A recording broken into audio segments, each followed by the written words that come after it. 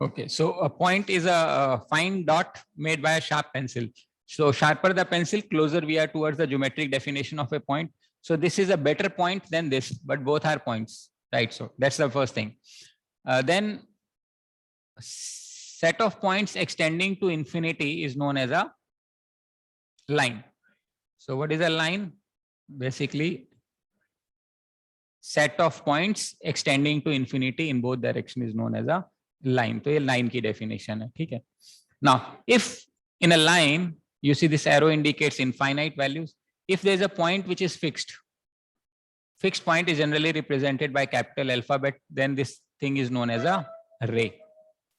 हम इसको उस वक्त रे के नाम से जानते हैं, ठीक है? Now, if there are two fixed points, then we call it as a line segment. Now, normally we use the word line, but we are normally talking about line segment. Segment का मतलब होता है part, ठीक है? Then, if you have two rays, जैसे कि let's say we are having two rays. This is one of the rays, and this is another ray. Having a common origin, we are having two rays having a common origin. We will define this as angle. So two rays having a common origin is defined as an angle, right? So there are different types of angles that we all know. But before we dwell into angles, we need to understand a plane. So plane is a two-dimensional smooth surface extending to infinity in all the direction. For example, anything, I mean,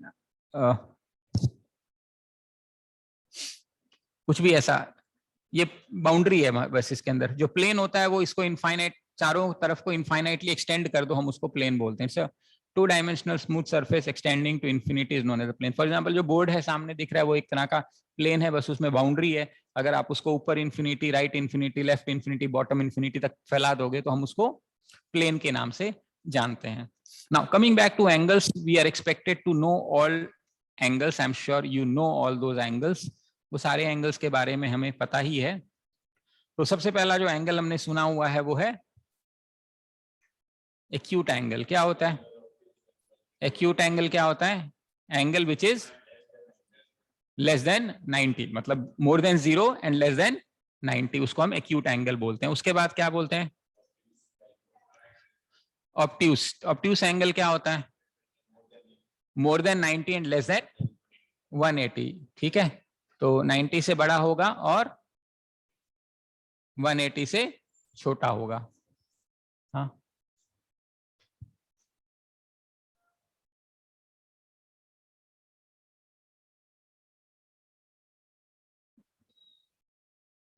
ठीक है, obtuse angle. फिर इसी के बीच में right angle. Right angle क्या होता है? 90 degree का एंगल होता है. ठीक है, फिर क्या आता है? Straight angle. स्ट्रेट एंगल कितना होता है? 180. मान लेते हैं ये ऐसे ऐसे एंगल है, या मतलब ऐसा, इसको स्ट्रेट एंगल बोलते हैं. फिर हमारे पास क्या आता है? एक रिफ्लेक्स एंगल आता है. रिफ्लेक्स एंगल क्या होता है? Angle which is more than 180 and less than 360. मान लो ये वाला एंगल, तो ये 180 से ज्यादा है और 360 से कम है, इसको हम रिफ्लेक्स एंगल बोलते हैं. फिर एक होता है कंप्लीट एंगल. कंप्लीट एंगल होता है 360 डिग्री, इसको इस तरीके से रिप्रेजेंट किया जाता है. समझ में आ रहा है? Acute angle, obtuse angle, acute angle, right angle, obtuse angle, straight angle, reflex angle and complete angle.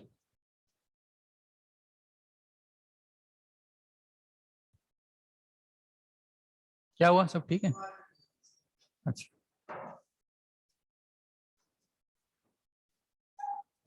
Okay तो ये हमने अभी अभी पढ़ा है acute, obtuse, right angle, reflex angle and complete angle. इसके अलावा कोई एंगल्स आपने सुने हो?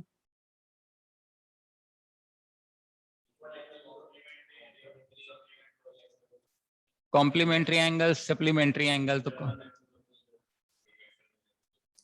अच्छा, वो पैरेलल लाइंस होते हैं, अभी इसको देखेंगे.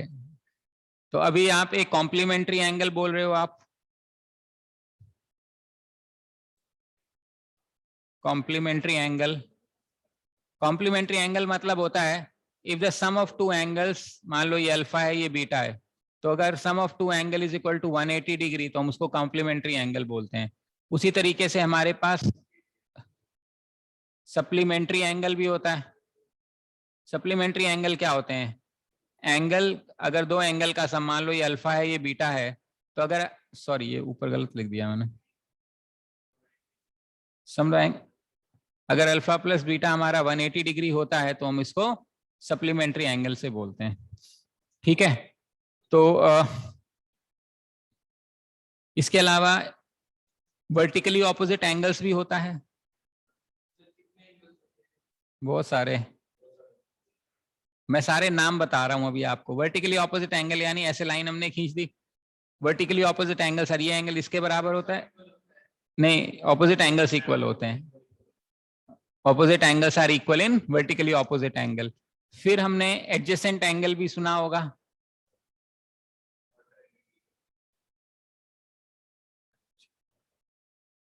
एडजेसेंट एंगल यानी कि वैसे तो उसकी एक टेक्निकल डेफिनेशन है, common origin, common arm and one angle is not a part of another angle.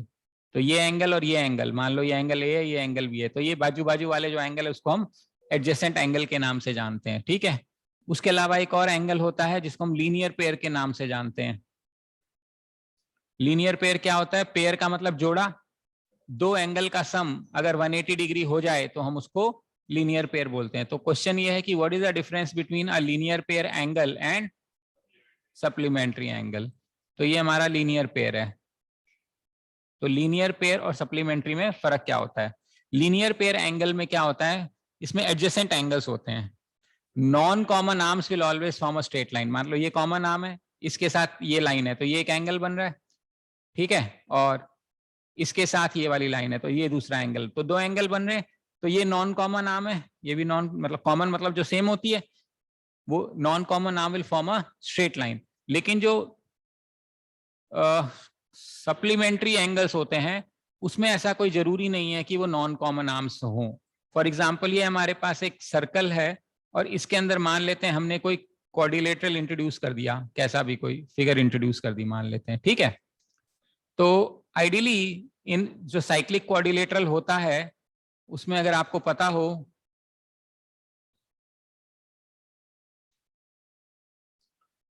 ये जो एंगल है in a cyclic quadrilateral opposite angles are 180 degree, तो ये क्या बनेगा मेरा सप्लीमेंट्री। तो क्या ये लीनियर पेयर है? नहीं है। इसका मतलब ये है कि सारे जो लीनियर पेयर हैं वो सप्लीमेंट्री होंगे, लेकिन सारे सप्लीमेंट्री लीनियर पेयर होंगे इसकी कोई गारंटी नहीं है। यानी कि जो लीनियर पेयर एंगल है वो सबसेट है, पार्ट है किसका? सप्लीमेंट्री एंगल का। So all linear pair angles will always be supplementary but vice versa need not be true. तो ये लीनियर पेयर एंगल्स हो गए। और कोई एंगल मिस किया हमने पैरेलल लाइंस के अलावा? भी आते हैं उसको छोड़ के, पैरेलल लाइन का वो तो एडजेसेंट, ऑपोजिट, रिफ्लेक्स हो गया, ठीक है। मोर और less, I think more of less in terms of Ang. Interior और एक्सटीरियर हो सकता है, हाँ। मान लेते हैं हमारे पास एक ट्राइंगल है ऐसा, तो ये वाला इनका इंटीरियर एंगल कहलाएगा। If you extend any side either in clockwise direction और एंटी क्लॉकवाइज डायरेक्शन, तो ये एक्सटीरियर एंगल होता है, ये एक्सटीरियर, इसको एक्सटीरियर बोलते हैं। ऐसा नहीं है कि ये मान लो ट्राइंगल है तो ये इंटीरियर है तो ये एक्सटीरियर है, ऐसा नहीं होगा, ये गलत है। या तो ट्राइंगल को ऐसे एक्सटेंड कर दो, या फिर मान लो मेरे पास ऐसा triangle, I can extend this this this, तो ये जो अंदर वाला इंटीरियर है I1 है, I2 है और I3 है, तो ये वाला मेरा E1 बन जाएगा, ये मेरा E2 बन जाएगा और ये मेरा E3 बन जाएगा। Interior plus exterior, interior plus corresponding exterior हमेशा लीनियर पेयर होता है, ठीक है। तो ये इंटीरियर और एक्सटीरियर का कॉन्सेप्ट है यहाँ पे। इसके बाद हम आते हैं जो आप ऑल्टरनेट इंटीरियर की बात कर रहे हैं उस टाइप की, उसको पढ़ने के लिए हमें सबसे पहले समझना पड़ेगा पैरेलल लाइन। तो what is parallel line? So when two or more, two straight lines which do not intersect with each other and lie in the same plane are known as parallel lines.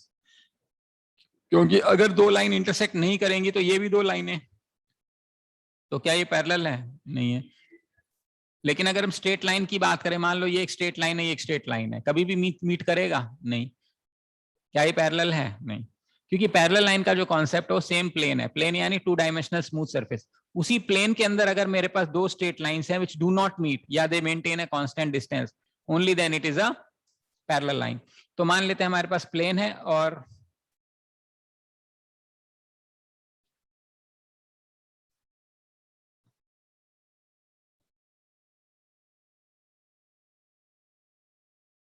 ठीक है, मान लेते हैं this line is a, ऐसा indication है तो इसका मतलब पैरेलल है। ये मान लेते हैं बी है और ये मान लेते हैं सी है।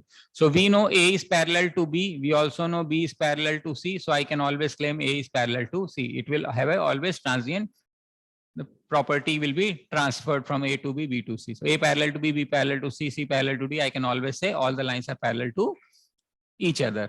Similarly, if you drop a two perpendicular on same base, then also we will generate a two parallel lines. मान लेते हैं ये हमारे पास एक लाइन है, ये हमने इसके ऊपर एक परपेंडिकुलर बनाया है और दूसरे लाइन पे भी हमने एक ऐसा परपेंडिकुलर बनाया है, ठीक है। So it is going to generate a parallel line. So these two lines will be parallel. So whenever we study parallel lines, we also study something known as a transversal. हम एक चीज और पढ़ते हैं जिसको ट्रांसवर्सल के नाम से जानते हैं। So ट्रांसवर्सल क्या होता है? Any line which cuts a parallel line, या बिना पैरेलल लाइन को भी कट करे लाइन ट्रांसवर्सल हो सकती है? नहीं, ऐसा जरूरी नहीं है। अब ये दो लाइन हमें पता नहीं है पैरेलल है या नहीं है, क्योंकि पैरेलल तभी मानी जाती है जब वो दो एरो दिया जाता है, ठीक है। So this is a transversal. So transversal क्या होता है? Any line which cuts two or more lines, that's all, ठीक है। उसी को ट्रांसवर्सल बोलते हैं, which cuts two or more lines. Under certain circumstances the line will become parallel. वो क्या circumstances है वो भी हमें पढ़ना है।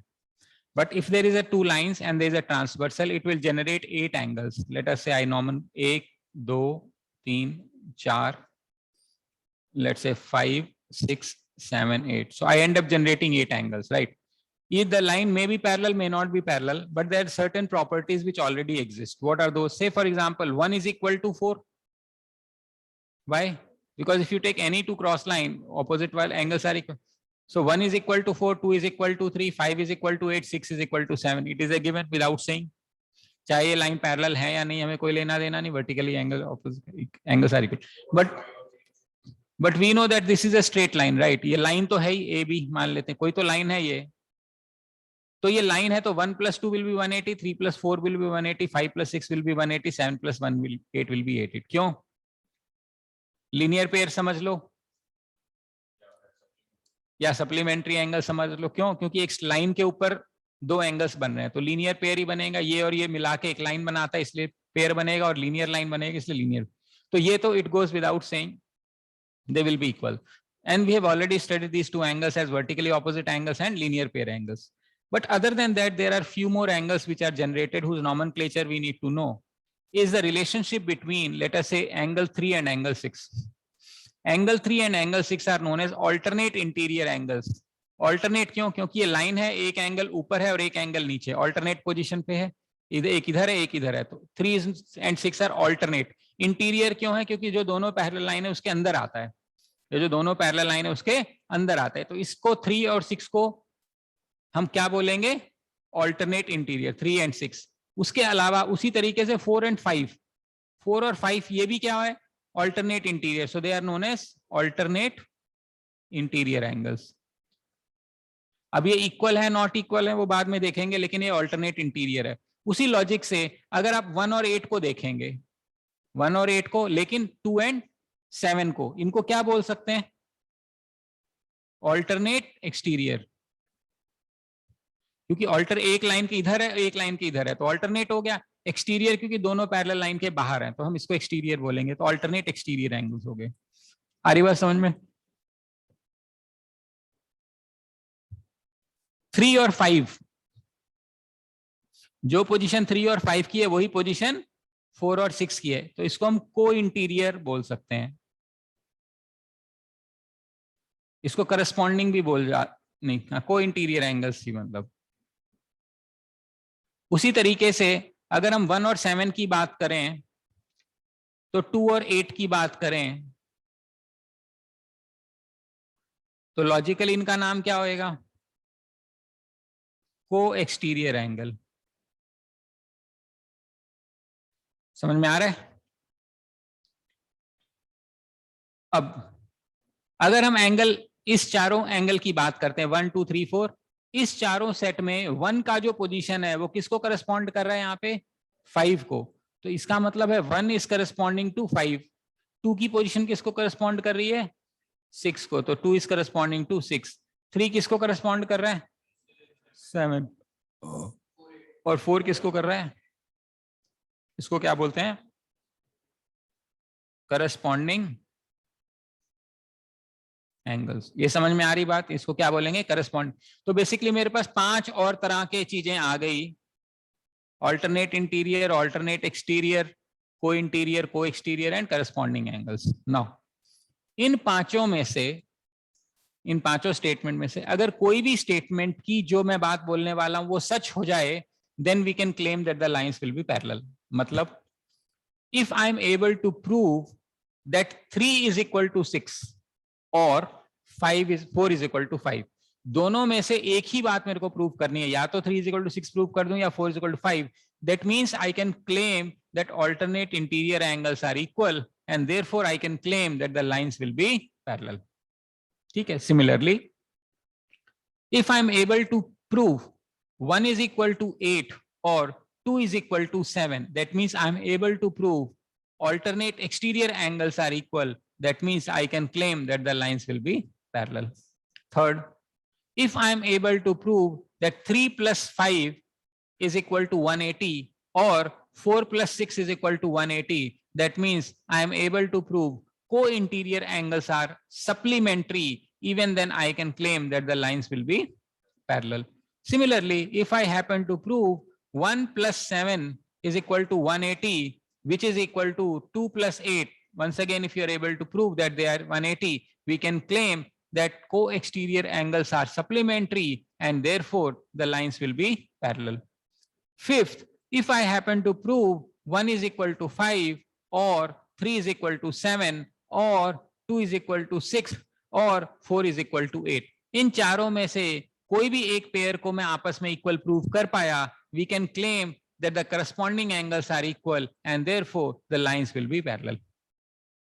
इन पांचों कंडीशंस में से कोई भी एक कंडीशन में से भी कोई भी एक पॉसिबिलिटी, क्योंकि एक कंडीशन में दो पॉसिबिलिटीज हैं, अगर हम ये प्रूव कर पाए या तो वो इक्वल है या सप्लीमेंट्री है, depending upon the case, we can claim that the lines are parallel. आ रही बात समझ में? Similarly if lines are parallel, if you know that the lines are parallel, then all these 5 conditions will definitely be true. So let us say if line A is parallel to B, तो इसका representation इस तरीके से होता है, A is parallel to B. So if A is parallel to B, then we can say alternate interior angles are equal. That means 3 is equal to 6 and 4 is equal to 5. I can also claim alternate exterior angles are equal. That means 1 is equal to 6 and 2 is equal to 5.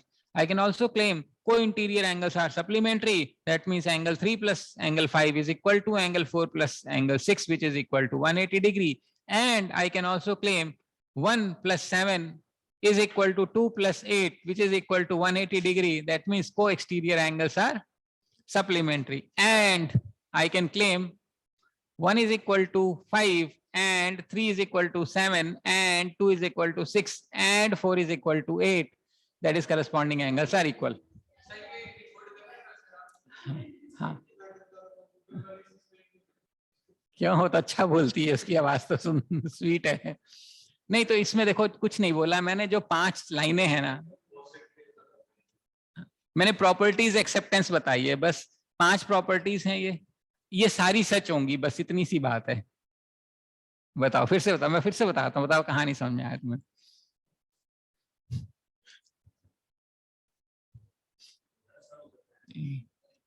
हाँ तो बता दे कोई, मैं आंख बंद कर लेता हूँ, चल कोई बात नहीं, बता दे, ऐसा ही तेरे को लग रहा है तो। मैंने लास्ट में ये बोला है कि अगर हम ये मान लेते हैं, या हमें गिवन है, क्या गिवन है कि लाइंस पैरेलल हैं, तो ये सारी बातें सच होंगी। कौन सी बात सच होगी? मान लो हम इसकी बोलते हैं, मान लो तीसरा पॉइंट की बात करते हैं, 3 और 5, 4 और 6, 3 और 5 यानी ये दोनों, इनका सम कितना हो जाएगा? 180। अगर 180 है, अगर हमें ये पता है तो हम ये कह सकते हैं कि लाइन पैरेलल है। लेकिन अगर आपको ये नहीं पता कि 180 है, लेकिन आपको ये पता है ये पैरेलल है, तो अगर ये पैरेलल है तो हम ये कह सकते हैं कि 3 + 5 180 होगा। वैसे ही हम ये भी कह सकते हैं 4 + 6 180 होगा। वैसे हम ये भी कह सकते हैं इन दोनों का सम 180 होगा, ये वाला को एक्सटीरियर, और 2 और 8 का सम भी क्यों कह सकते हैं? क्योंकि लाइन पैरेलल है। 5, ये 3 और 4 हो गया। पांचवा क्या है? अगर पैरेलल है तो ये वाली जो लाइन पॉइंट है वो इसके बराबर होगा, करस्पॉन्डिंग एंगल। ये वाला जो पॉइंट है वो इसके बराबर होगा, करस्पॉन्डिंग एंगल। ये जो 2 है वो इसके बराबर होगा, करस्पॉन्डिंग एंगल। और जो 4 है वो 8 के बराबर हो, करस्पॉन्डिंग। यही मैंने बोला था बस। ठीक है? हैं?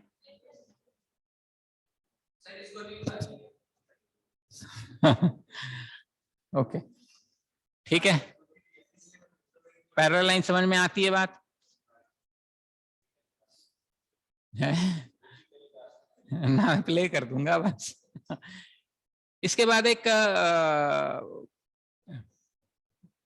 इंटरसेप्ट की प्रॉपर्टी होती है।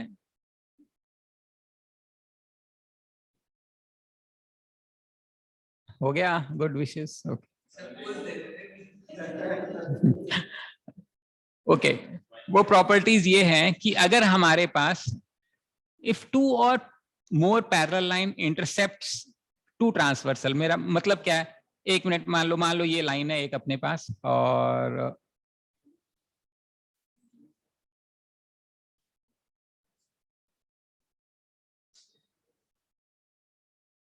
या ऐसे कुछ,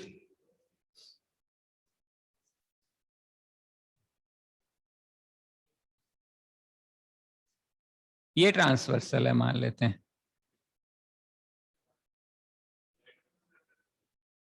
हैं? लेटर कंसेप्ट वो क्या था? Now if we know that these lines are parallel,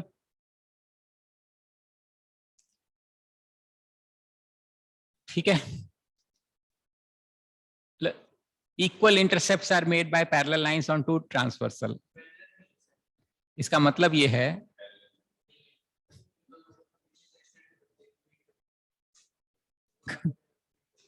ये नीचे वाली टेढ़ी हो गई, यही कह रहा है क्या?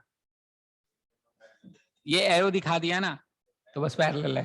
जब अब ये जो 3 लाइनें, ये इंटरसेप्ट है, मान लो ये लाइनें हैं, ये लाइनें, और ये एक पैरेलल लाइन ऐसे शूट कर रही है, एक इधर एक इधर। तो ये जो डिस्टेंस है, मान लेते हैं ए है, और ये मान लेते हैं डिस्टेंस बी है, मान लेते हैं, और ये जो डिस्टेंस सी है और ये डिस्टेंस डी है। ऑब्वियसली जो लाइन जितनी टेढ़ी होगी उसके बीच का जो डिस्टेंस है, जो लाइन इंटरसेप्ट हो रही है, वो ज्यादा हो रही है। जैसे सी, ये वाली जो लाइन है रेड वाली, ये थोड़ी सीधी की तरफ, तो ए की जो लेंथ है वो सी से छोटी है ना, छोटी। उसी तरीके से बी की लेंथ डी से छोटी है। समझ में आ रही बात? अगर अपन एक और टेढ़ी लाइन ऐसे बना देते, हाँ, लेकिन वो किसके आएंगे वो समझाना है कहानी में है। हाँ, मान लेते हैं कुछ और ऐसे होता, छोड़ ही दो इसको।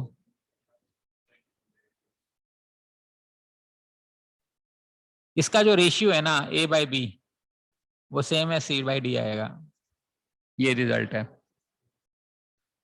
ए और बी में कोई कनेक्शन नहीं है, ऐसा नहीं है ए और बी में, सी और डी में भी कोई नहीं है, और ए और सी में भी डायरेक्टली कोई कनेक्शन नहीं है। लेकिन जो रेशियो इंटरसेप्ट होगा ना वो सेम इंटरसेप्ट होगा।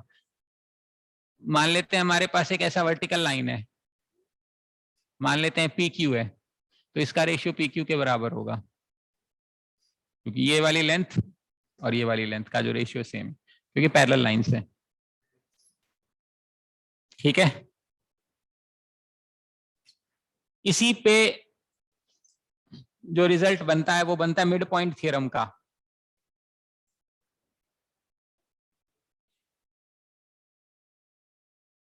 मिड पॉइंट थ्योरम क्या बोलता है? मिड पॉइंट थ्योरम बोलता है कि अगर हमारे पास एक ट्राइंगल है, अगर इस ट्राइंगल के मिड पॉइंट से हम एक लाइन बनाते हैं, हमें ये पता है कि ये मिड पॉइंट है तो ये बाइसेक्ट कर रहा है और ये लाइन इसके पैरेलल है, ठीक है। अगर एक मिड पॉइंट से लाइन में तो ये पैरेलल है, so this line will bisect opposite side. So a line passing from mid point and parallel to third side will bisect the third side and will be half of the third side. मतलब इसकी length मान लो 4 centimetre है तो इसकी length 2 centimetre हो जाएगी अपने आप ही, ठीक है।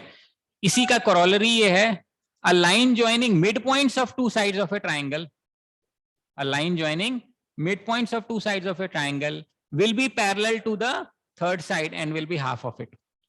यानी तीन चीजें होनी है, इधर मिड पॉइंट इधर मिड पॉइंट, तो तीसरी वाली जो साइड से पैरेलल होगा और तीसरी वाली साइड के आधा होगा, तो एक मिड पॉइंट एक पैरेलल, तो इसका मतलब है सामने वाले को बाइसेक्ट कर रहा है। मतलब तीन चीजें, उनमें से कोई भी दो चीज कंफर्म हो गई तो तीसरी बाय डिफॉल्ट कंफर्म होगी। अगर ये कंफर्म हो गया ये मिड पॉइंट ये मिड पॉइंट, तो पक्का क्या है? पैरेलल है और हाफ है। अगर ये कंफर्म हो गया मिड पॉइंट एंड पैरेलल, तो इसका मतलब है सामने वाले को मिड पॉइंट पे बाइसेक्ट करेगी। समझ में आ रहा है? ये मिड पॉइंट थ्योरम है और इसकी कॉरोलरी है। इसके बाद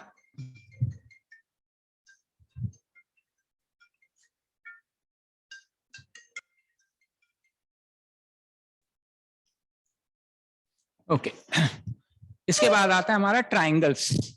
हम किसकी पढ़ाई करते हैं? ट्राइंगल्स की पढ़ाई करते हैं।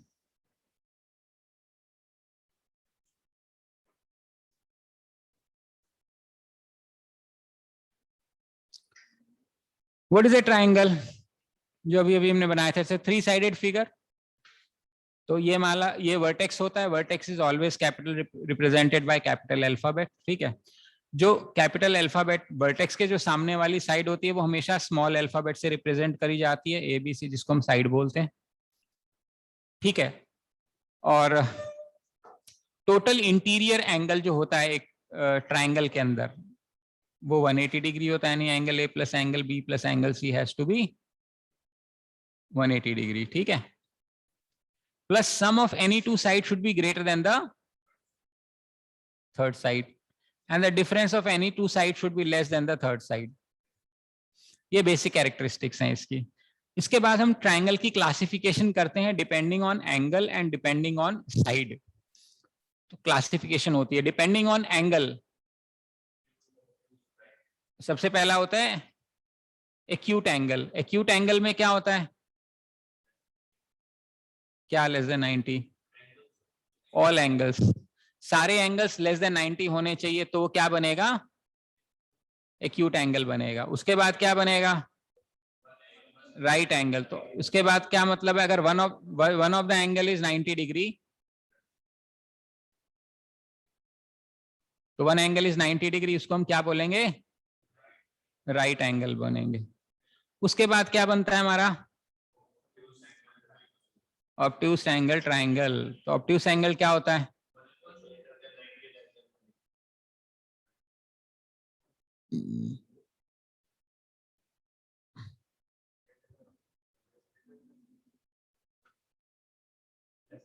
Any if one of the angles in a triangle is more than 90 degree, then it is known as an obtuse angle triangle।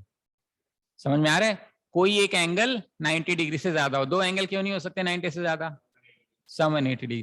तो एक्यूट एंगल तीनों एंगल लेस देन 90 होना चाहिए, ध्यान रखना, ठीक है। राइट एंगल एक एंगल 90 होना चाहिए। Obtuse angle one of the angle should be greater than 90 degree, then it is known as an obtuse angle triangle, ठीक है। तो ये depending on angles. Depending on side also we can have classification of triangle as all the sides are equal,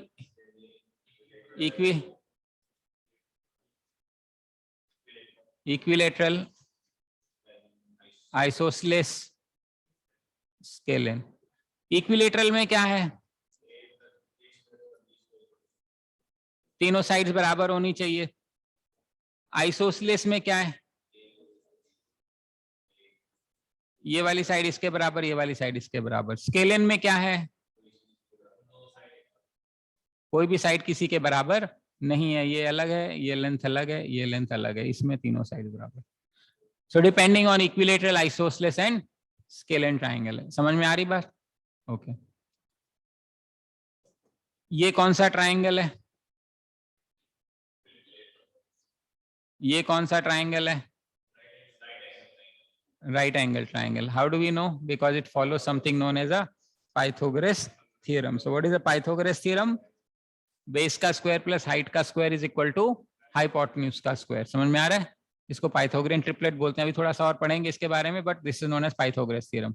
अच्छा, ये क्या है? ये isosceles triangle है, ठीक है। और ये क्या है?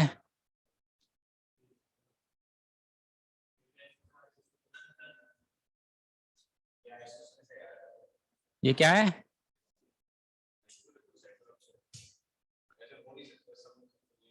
ये ट्राइंगल ही नहीं है।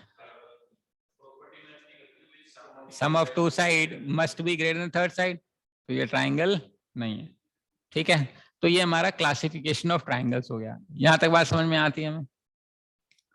अब हम आते हैं connection between triangles and lines, मतलब जो स्ट्रेट लाइंस होती हैं उसके बीच में और ट्राइंगल्स के बीच में कनेक्शन, वो पढ़े या सिमिलैरिटी पढ़ाऊं पहले?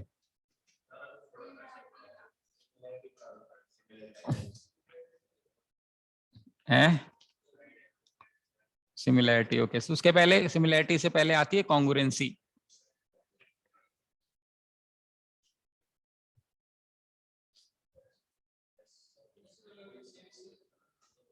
What are the congruent figures? Congruent figures वो होते हैं व्हेन, मान लेते हैं हमारे पास दो ट्राइंगल्स हैं या कोई भी फिगर्स हैं, मतलब एकदम एक के ऊपर एक दूसरा ट्राइंगल हम पुट कर दे, यानी साइज भी सेम है और डिजाइन भी सेम है। जैसे कि अगर हम इसकी बात करें तो ये मेरा एक सर्कल है, ठीक है, और ये भी मेरा एक सर्कल है, ठीक है। इसका डिजाइन सेम है इसलिए ये सिंबल होता है, ठीक है। तो अगर मेरे पास ये सर्कल है और मेरे पास ये बराबर, नहीं नहीं नहीं नहीं है,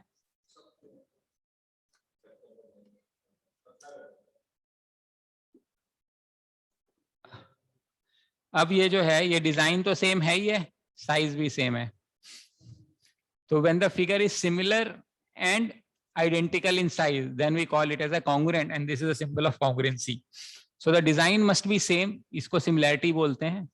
इसका मतलब है डिजाइन बराबर है, और चूंकि साइज बराबर है तो इक्वलिटी बोलते हैं। तो हमें similarity and equality exist together, then we say congruency. That means if you take these two triangle ABC XYZ and you put this triangle, pick up this triangle, put on this triangle, the sides will be identical, एकदम identical होगा। तो इसके में there are 6 parameters which will be identical, because हम एक दूसरे को overlap करा सकते हैं और हम ये भी बता नहीं पाएंगे कौन सा triangle क्या है। That means if you are able to put this triangle over this triangle, we are unable to distinguish the two figures. That means in that case, my AB is identical to XY. Let us say BC becomes identical to YZ and AC becomes identical to XZ. समझ में आ रहा है? At the same time, my angle A is equal to angle X and angle B becomes angle Y, angle C becomes angle. So there are 6 parameters which will be identical of one triangle with respect to other triangle. Now, if you want to really prove and check whether the two triangles are congruent, do I need to check all the 6 parameters, or do I have certain limited conditions basing on which I can claim that the two triangles are congruent? There are limited conditions. So what are those limited conditions? The first limited condition is known as SSS congruency theorem. अभी बस पक्का याद है इसका SSS का मतलब है if 3 sides of one triangle are identical to the 3 sides of other triangle, then the 2 triangles will be automatically congruent. आपको एंगल्स चेक करने की जरूरत नहीं है, मतलब 3 sides of a triangle is identical to 3 sides of other triangle, we can surely say that the 2 triangles are congruent without even checking the angles. The next is SAS congruency theorem. So what is SAS? It says 2 sides and the angle कौन सा? मान लो ये side इसके बराबर है, ये वाली साइड इसके बराबर है, क्या ये एंगल इसके बराबर हो सकता है? नहीं। It means included angle, two sides and the included angle, यानी जो दोनों साइड्स बराबर हैं उसके जो बीच वाला एंगल है वो ही सेम होना चाहिए, तभी हम दोनों को कॉन्ग्रुएंट प्रूव कर सकते हैं, नहीं तो नहीं। तो इसको हम SAS कॉन्ग्रुएंसी थ्योरम बोलते हैं। उसके बाद आता है ASA। What is ASA? सो मान लेते हैं ये एंगल है, ये वाला एंगल है, और ये वाला एंगल है, और ये वाला एंगल। तो क्या ये साइड AC और XYZ बराबर होने की जरूरत है, या फिर ये दोनों बराबर होगा तो भी चलेगा? चलेगा, इस केस में चलेगा, क्योंकि इसकी कोरोलरी होती है AAS। क्या मतलब है? आप देखिए A is equal to X, C is equal to Z, तो बाई डिफॉल्ट ये अपने आप इक्वल हो जाएगा। फिर ये A, इसका A, ये दोनों A हो गया, ये S हो गया, और ये S हो गया, A हो गया। मतलब कोई भी साइड इक्वल होगी तो एनीवे उसके बगल वाले दोनों एंगल अपने आप इक्वल हो जाएंगे, क्योंकि दो एंगल इक्वल हैं in a given triangle. If two angles are equal, can the third angle not be equal? ऐसा हो सकता है कभी? क्योंकि सम तो फिक्स है, जब दो चीजें बराबर है तो तीसरी वाली जो चीज है वो भी बराबर ही होगी। So ASA and AAS are one and the same thing in this included angle, included side is not required. और चौथा जो है वो है RHS कॉन्ग्रुएंसी थ्योरम। RHS का मतलब है right angle, hypotenuse and side. So this is valid for right angle triangles. तो मान लेते हैं मेरे पास दो राइट एंगल ट्राइंगल हैं और मुझे कॉन्ग्रुएंट प्रूव करना है। तो राइट एंगल तो है, R तो हो गया। तो अगर इसको कॉन्ग्रुएंट होना है तो जो हाइपोटेन्यूज है वो बराबर होना जरूरी है। अगर हाइपोटेन्यूज बराबर नहीं होगा तो ट्राइंगल कभी भी बराबर नहीं हो सकता। और third, any one side of first triangle can be equal to any one side of the other triangle. कहने का मतलब है ये वाली लाइन इसके बराबर हो सकती है, ये वाली लाइन इसके बराबर हो सकती है, ये वाली लाइन इसके बराबर हो सकती है, ये वाली लाइन इसके, कोई भी लाइन किसी के बराबर हो सकती है, प्रोवाइडेड एक तो 90 डिग्री एंड एक हाइपोटेन्यूज ये इक्वल है। फिर पहले ट्राइंगल की कोई भी एक side can be equal to दूसरे ट्राइंगल की कोई भी एक साइड, दोनों ट्राइंगल कॉन्ग्रुएंट हो जाएंगे using RHS congruency theorem. However, most of the questions are asked from similarities. ठीक, but we need to know this congruency theorem. Now, coming back to similarity of triangles. So, what are similarities of triangles?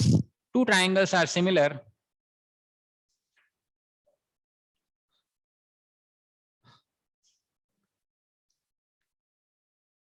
मैंने कहा design same होना चाहिए। मतलब मान लेते हैं एक ट्राइंगल ये है और एक ट्राइंगल इसका यही है, मान लेते हैं। साइज में फर्क है, डिजाइन एकदम सेम है, तो मैंने कहा फिगर सिमिलर होगी। तो मान लेते हैं मेरे पास ABC है और ये मेरे पास XYZ है। कहने का मतलब मान लेते हैं ये मेरे पास 4, 5, 6 है और मैंने इसको माइक्रोस्कोप या स्कोपिक फिगर में देखा और इसको डबल कर दिया। छोटी ट्राइंगल था, मैंने इसको बड़ा कर दिया। तो क्या सारी साइड बड़ी होंगी या जो बड़ी वाली साइड है वो ज्यादा बड़ी हो जाएगी? सभी साइज डबल किया है मान लो, तो सारी साइज डबल हो जाएंगी। तो मान लो ये 4 है तो ये 8 बन जाएगा, ये 6 है तो ये 12 बन जाएगा, ये 5 है तो ये 10 बन जाएगा। हो सकता है मैंने इस ट्राइंगल को छोटा बना दिया वैसे, तो ये 2 बन जाएगा, ये 3 बन जाएगा, ये 5 बन जाएगा, सॉरी 2.5 बन जाएगा। हाँ, समझ में आ रहा है क्या कह रहा हूं मैं? अब ये कोई जरूरी नहीं है साथ साथ, हो सकता है ये ट्राइंगल आपको इस तरीके से नजर आए, यहाँ पे 2 है, यहाँ 2.5 है, यहाँ 3 है। तो क्या ये सिमिलर है? इस ट्राइंगल को घुमा दिया बस देखने का तरीका, या आपने मुंडी घुमा लिया आपने, ऐसे आपको अलग नजर आएगा। तो अब ये मत सोचना कि जो जिस तरीके से दिख रहा है वैसे ही दिखेगा तो ही सिमिलर होगा। है दिखेगा तो सही, लेकिन उसको प्रेजेंटेशन में घुमा दिया गया होगा। इसलिए हमारे लिए इंपॉर्टेंट है करस्पॉन्डिंग साइड को समझना। करस्पॉन्डिंग का मतलब ये है कि जो AB साइड है ना, वो दूसरे वाली फिगर में किसको, XY को रिप्रेजेंट कर रही है या YZ को रिप्रेजेंट कर रही है, ये इंपॉर्टेंट बात है बस। उसको हम करस्पॉन्डिंग फिगर बोलते हैं। अभी एक एग्जांपल लेके समझाऊंगा करस्पॉन्डिंग फिगर कैसे और क्या है। Let's just let's say, okay, how do we really know whether the two triangles are similar? Firstly, SSS similarity theorem क्या होती है ये?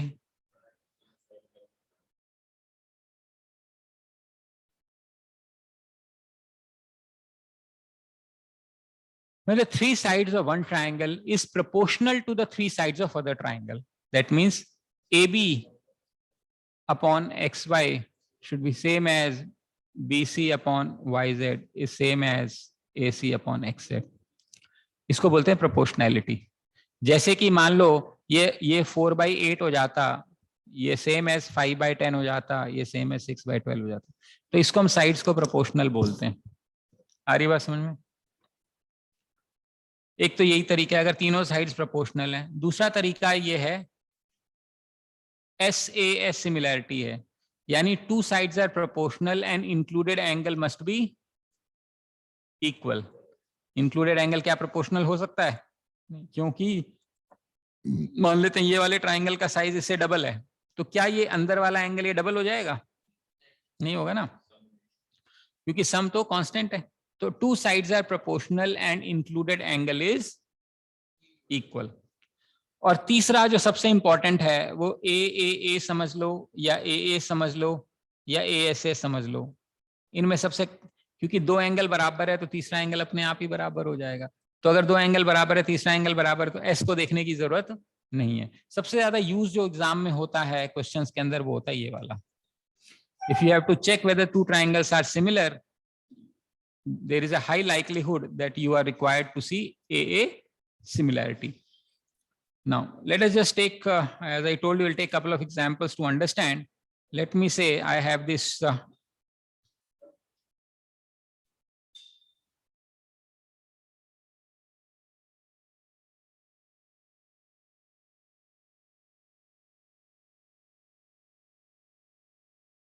so let's me say this is triangle ABC which is right angled at A. I drop a perpendicular from A to BC which meets at D. So how many triangles do you see? Three triangles. Triangle ADC को मैं 1 मान लेता हूं, मान लेते हैं.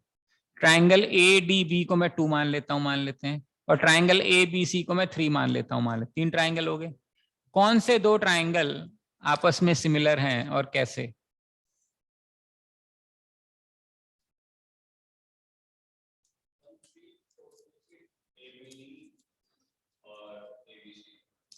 हैं 1 2 3 बता दो. 3 और 2 सिमिलर है, कैसे?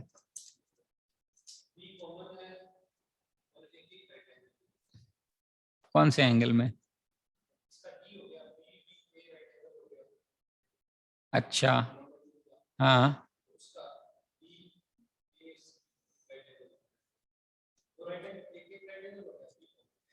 बिल्कुल ठीक है, ठीक है, गुड. बनेगा. 2 is similar to 3 and 1 is similar to 3. What about 1 and 2? नहीं, क्यों? मान लो तुम्हारी शक्ल इससे मिलती है, इसकी शक्ल इससे मिलती है, तो तुम दोनों की मिलेगी शक्ल. 2 का डिजाइन 3 से मिल रहा है और 1 का डिजाइन भी 3 से मिल रहा है, तो 2 का डिजाइन 3 से मिलेगा नहीं मिलेगा?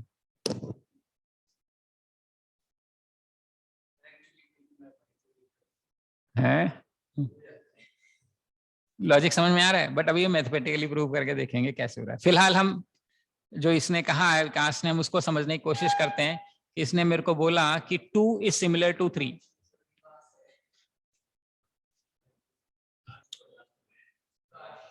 नहीं, विकास ही बोला है मैंने, वो मोदी वाला विकास बोल बोल के चेंज हो गया सिस्टम.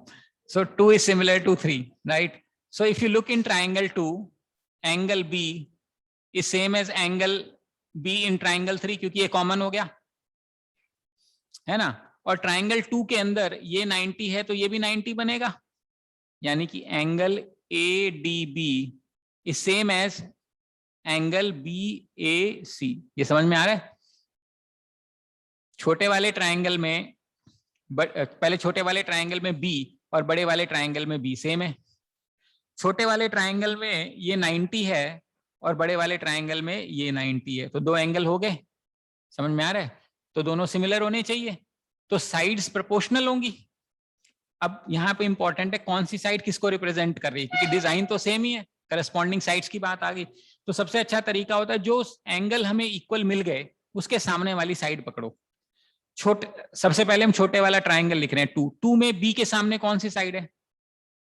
एंगल ट्राइंगल 2 में एंगल बी के सामने कौन सी साइड है? एडी। इस ट्राइंगल की बात कर रहे हैं आप, छोटे वाले ट्राइंगल की नहीं। समझ में आ रहा है? हाँ पीछे क्या? ये पीला।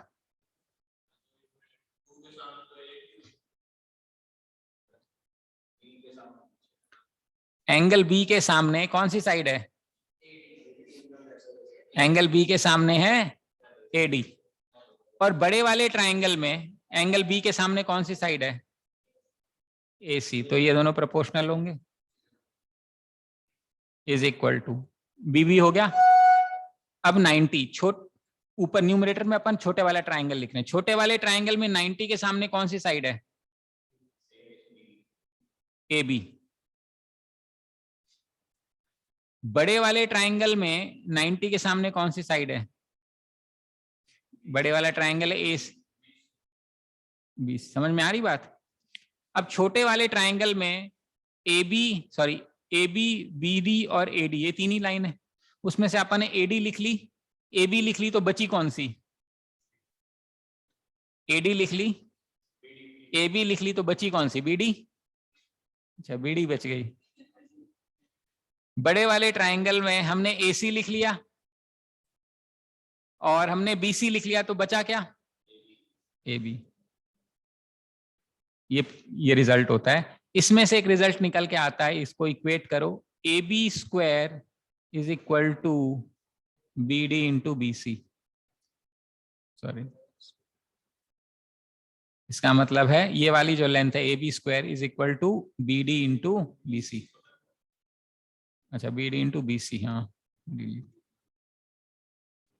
उसी तरीके से जब 1 और 3 की बात करेंगे तो रिजल्ट आएगा मेरा A C square is equal to D C into B C. ये कब आएगा? जब 1 सिमिलर टू 3 करेंगे, तो ये वाला रिजल्ट कब आएगा? 2 सिमिलर टू 3। सेकेंड वाला कर लोगे या करके दिखाने की जरूरत है कौन सा किसको करस्पॉन्ड कर रहा है?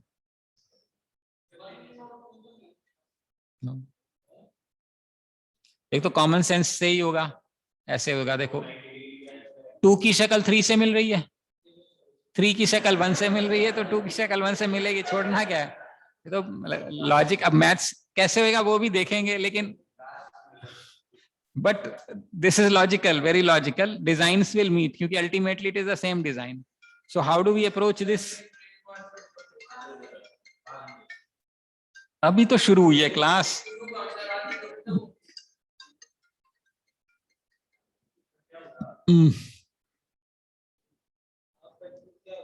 ओके, 1 और 3 को हम सिमिलर प्रूव करते हैं, 1 और 2 को, सॉरी, लेट अस सी। देखो, 1 और 2 में ये 90 डिग्री, इसको ग्रीन से यूज करते हैं, ग्रीन पेन से। ये 90, तो ये 90, एक एंगल तो हो गया बराबर, ठीक है।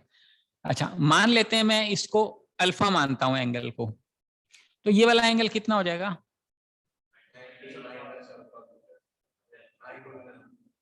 ठीक है, ये पूरा एंगल कितना है? 90, तो ये कितना हो जाएगा? 90 माइनस ऑफ 90 माइनस अल्फा, तो 90 माइनस 90 प्लस अल्फा, तो इसका मतलब ये एंगल अल्फा हो गया। इस वाले ट्राइंगल में एक 90, इस वाले ट्राइंगल में ये 90, छोटे वाले ट्राइंगल में ये अल्फा, बड़े वाले ट्राइंगल में ये अल्फा, तो 2 एंगल हो गए बराबर।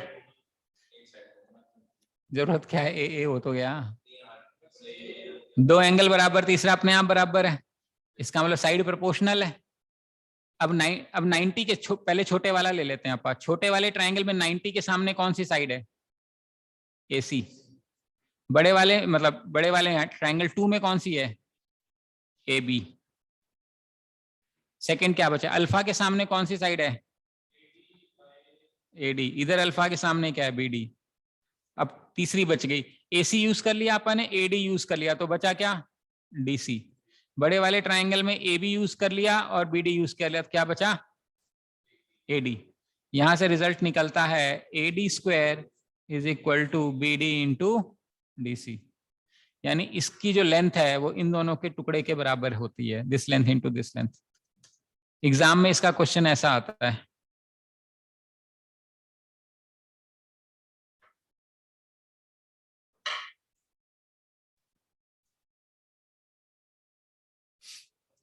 ये 90 डिग्री है, ये 90 डिग्री, ठीक है। ये मान लेते हैं 4 है, ये मान लेते हैं 5 है, ये मान लेते हैं x है। x की वैल्यू कितनी है, हैं? अभी तो इस ट्राइंगल को घुमा दिया बस। X square is equal to 4 into 5।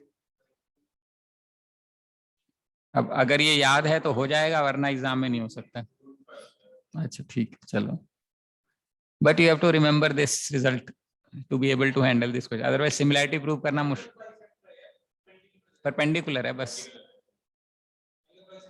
कोई जरूर ऊपर देख कहाँ एंगल बाइसेक्टर है, कोई जरूरी नहीं है ना। ये देख, ये एंगल थोड़ी ना बाइसेक्ट कर रहा है 90 का। ये 90 जहां से 90 उसके सामने परपेंडिकुलर है। इस फिगर में भी देखिए 90 है, 90 से सामने परपेंडिकुलर है। ये फिगर आइडेंटिकल है, इसको हमने घुमा दिया, इसको ऐसे घुमा देंगे तो ऊपर वाली फिगर बन जाएगी। तो ये हमारी होती है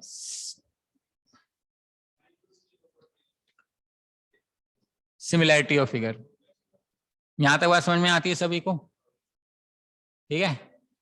अब हम कर रहे हैं the relationship between triangles and lines, ठीक है।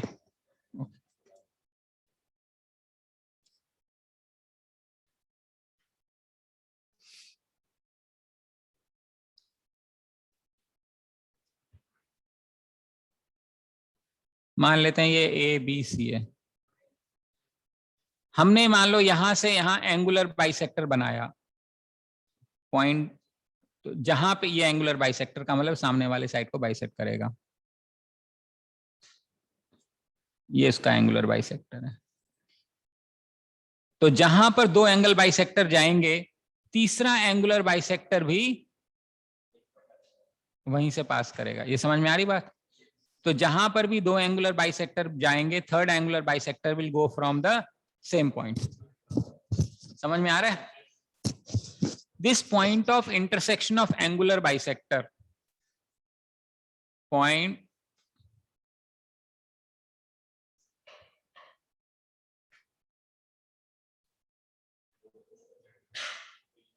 of intersection of angular bisector, ये इसको बोलते हैं इन सेंटर, इसको बोलते हैं इन सेंटर। इसको इन सेंटर इसलिए बोलते हैं क्योंकि यहां से अगर आप एक परपेंडिकुलर ड्रॉ करोगे, अब कोई जरूरी नहीं है कि ये जो काली जो लाइन है वो परपेंडिकुलर, ये परपेंडिकुलर है मान लेते हैं। इस परपेंडिकुलर को यूज करके अगर हम एक सर्कल बनाएंगे,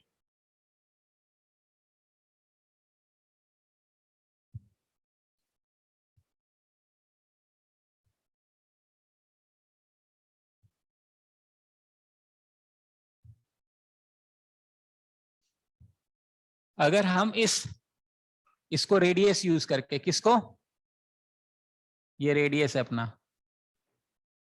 समझ में आ रहा है? इसको इन सेंटर स्मॉल r से रिप्रेजेंट होता है। इसको रेडियस यूज करके अगर हम एक सर्कल बनाएंगे तो वो तीनों साइड्स को टच करेगा, और इसको हम बोलते हैं इन सर्कल। इसको क्या बोलते हैं? इन सर्कल, ठीक है। This inradius can be calculated as A/S। A क्या है? Area of triangle. S क्या है? Semi perimeter of triangle. समझ में आ रहा है? सेमी पेरीमीटर का मतलब तीनों साइड्स का सम डिवाइडेड बाय 2, इसको S बोलते हैं। इसको हम इन रेडियस बोलते हैं। समझ में आ रहा है? तो point of intersection of angular bisector is known as incentre. Incentre से जो परपेंडिकुलर ड्रॉप करेंगे किसी भी साइड को, चाहे यहां चाहे यहां, उसको हम बोलते हैं इन रेडियस। ये जो आर है इसको बोलते हैं इन रेडियस है। क्या हो गया, खत्म हो गया क्या? अरे कह रहा बदल लो।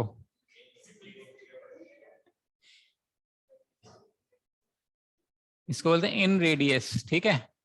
ये मैंने कहीं संभाल के रखी हुई, याद भी नहीं आ रही कहाँ संभाल दी मैंने। नहीं, इसमें एक पिन होती है, इसकी पिन आई थी इसके साथ। इसको बोलते हैं इन रेडियस, ठीक है। In circle, in radius, in center, ये होता है।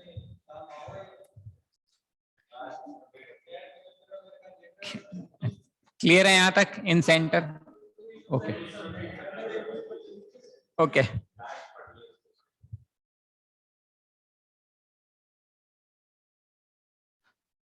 ओके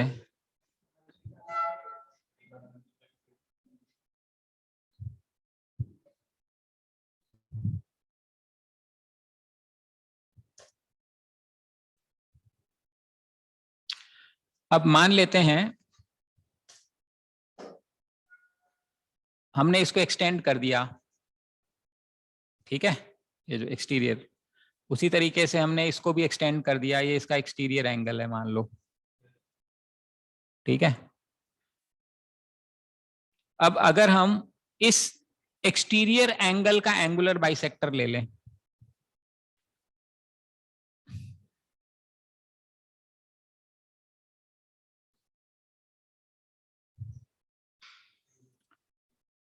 ठीक है, और ये वाला जो हमारा एंगुलर बाइसेक्टर चला आ रहा है, ये वाला जो एंगुलर बाइसेक्टर चला आ रहा है, ये एक पॉइंट पे मीट करेगा, एज्यूमिंग कि ये सीधी लाइन है, ठीक है। इसको बोलते हैं एक्स सेंटर, एक्स सेंटर, ठीक है। यहां से अगर हम एक परपेंडिकुलर ड्रॉप करें,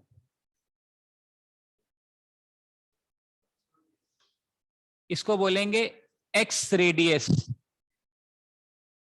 मान लेते हैं R1 है, ठीक है। इस एक्स रेडियस को इस्तेमाल करके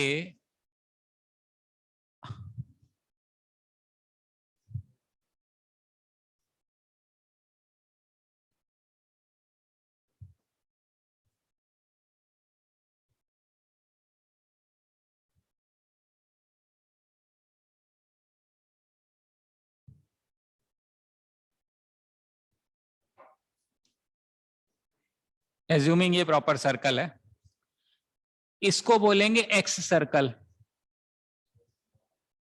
ठीक है। और ये जो है, चूंकि ये साइड ए है, स्मॉल ए है, मतलब ये कैपिटल ए है, तो ये जो लेंथ स्मॉल ए है, तो दिस एक्स रेडियस जो है, इसकी जो वैल्यू बनेगी वो बनेगी ए बाय एस माइनस ए। इसकी ये रेडियस है R1। समझ में आ रही बात? उसी तरीके से अगर हम इसको एक्सटेंड कर दें ऐसे, और इसको एक्सटेंड कर दें ऐसे, इसका एंगुलर बाइसेक्टर ले लें ऐसे, और इसका एंगुलर बाइसेक्टर ले लें ऐसे, ठीक है। और ये वाली जो इसका एंगुलर बाइसेक्टर है, ये मिलके यहां पे आ रहा है, ये मेरा बनेगा एक्स सर्कल 2, ये सेकेंड एक्स सर्कल बनेगा, या सॉरी एक्स सेंटर बोलेंगे इसको। और अगर इस एक्स सेंटर से हमने एक परपेंडिकुलर ड्रॉप किया यहां पे, और इसको यूज करके हमने एक सर्कल बनाया,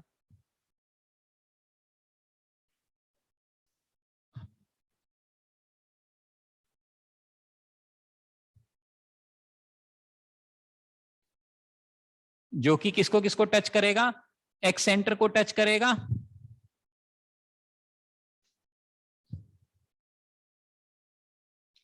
ये तीनों को टच करेगा। ये जो परपेंडिकुलर है ये मेरा बनेगा, ये बनेगा R2, इसकी वैल्यू बनेगी ए बाय एस माइनस बी। आ रही बात समझ में? ऐसे ही अगर मैंने इसको एक्सटेंड कर दिया और मैंने इसको एक्सटेंड कर दिया, इसका मैंने एंगुलर बाइसेक्टर ले लिया, इसका मैंने एंगुलर बाइसेक्टर ले लिया, और तीसरा मेरा ये जो अंदर से आ रहा है एंगुलर बाइसेक्टर यहाँ पे मिलेगा, ये बनेगा एक्स सेंटर 3। और यहां से अगर मैंने एक परपेंडिकुलर ड्रॉप कर दिया, ये मेरा बनेगा R3। और इसको यूज करके मान लेते हैं अपन एक सर्कल बना दें,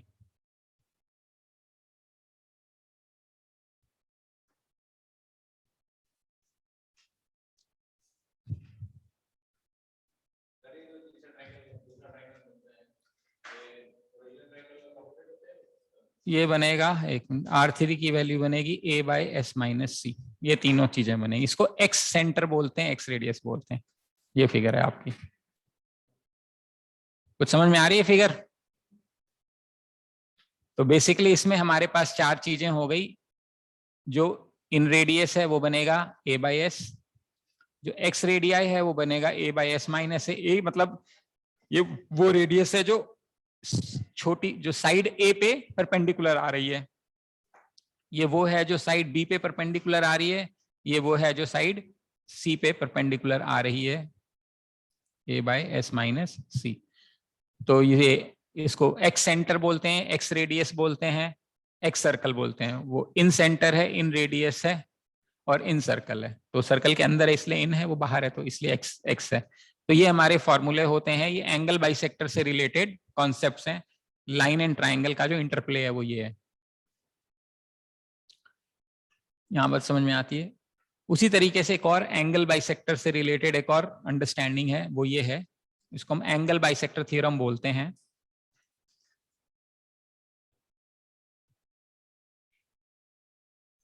एंगल बाइसेक्टर थ्योरम वो ये कहता है कि अगर मेरे पास एक ट्राइंगल है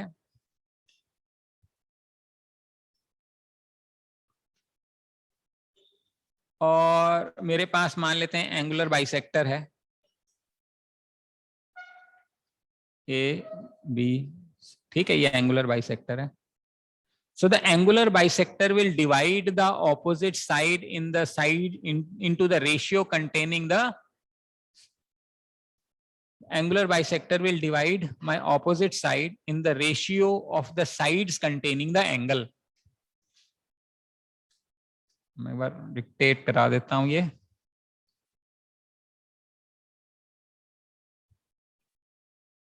The angle bisector will divide the opposite sides in the ratio of the sides containing the angle.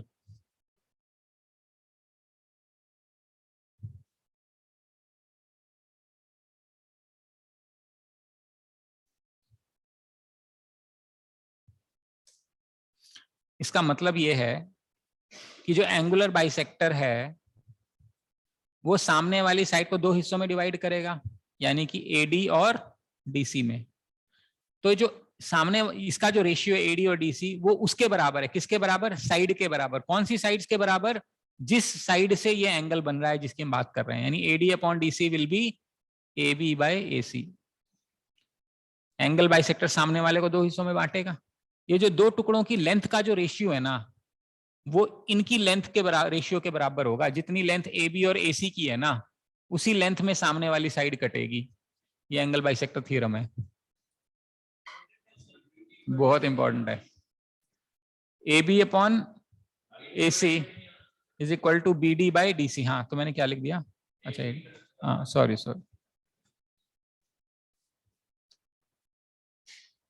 BD/DC।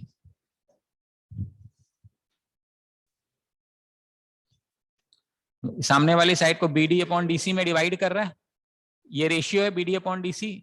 कौन सा रेशियो होगा? जिस लाइन से ये एंगल बना है। एंगल A किससे बना है? AB से और AC से बना है। तो जो AB और AC का रेशियो होगा ना, वही रेशियो सामने वाली साइड का होगा जिसमें एंगल बाइसेक्टर उसको कट करेगा। समझ में आ रही बात? इसका एंगल बाइसेक्टर थ्योरम होता है, ठीक है। इसके बाद आता है point of intersection of perpendicular bisector. मान लेते हैं हमारे पास ये ट्राइंगल है, परपेंडिकुलर बाइसेक्टर का मतलब होता है कि कोई जरूरी नहीं है ये सामने वाली वर्टेक्स पे मीट करे, ये इसकी खास बात होती है, ये जा भी सकता है और नहीं भी जा सकता है।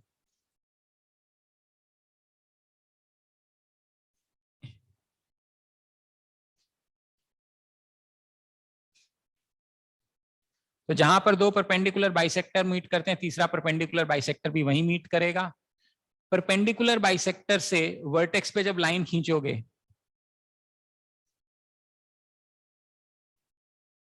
Point of intersection of perpendicular bisector, पहले तो ये देखते हैं इसको क्या बोलते हैं, point of intersection of perpendicular bisector, इसको बोलते हैं, क्या बोलते हैं, इसको बोलते हैं सरकम सेंटर।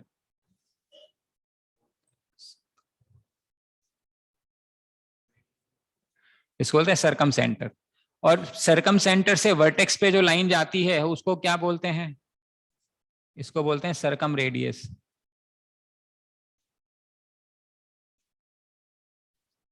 इस सरकम रेडियस को यूज करके अगर हम कोई सर्कल बनाते हैं,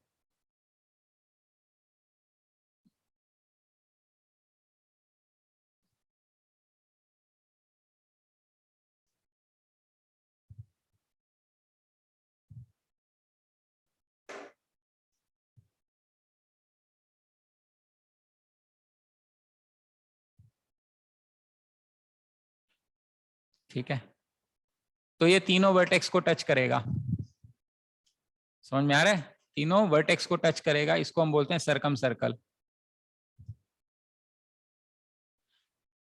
सो point of intersection of perpendicular bisector is known as circumcenter. From circumcenter if you draw any line to vertex, उसको बोलते हैं circum radius। circum radius को radius मान के जब हम एक सर्कल बनाते हैं तो उसको बोलते हैं circum circle which will pass through the three vertices, and this circum radius is always represented as capital R, which can be found out by taking product of three sides of the triangle by 4 times the area of the triangle। ये circum radius का formula है। Capital R is A B C divided by 4a। ठीक है, ये सरकम radius. ठीक है, इसके बाद आता है हमारा point of intersection of medians. ठीक है, हाँ अभी देखते हैं, नहीं ट्राइंगल्स और लाइंस बस दो ही है बस। हाँ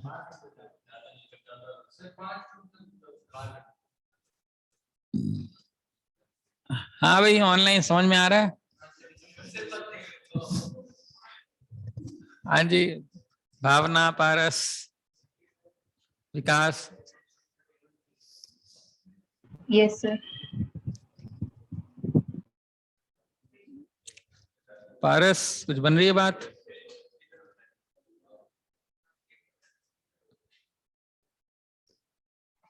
हाँ जी सर। आ रही है समझ में? हाँ ओके, विकास तुम्हें? यस सर आ रही। ठीक, चलो 2 मिनट का ना यहाँ ब्रेक है क्लास में, मैं तुमसे पूछ लूँ अभी, फिर शुरू भी करते हैं 2 मिनट में। चलो मैं फिगर तो बना ही लूँ तब तक।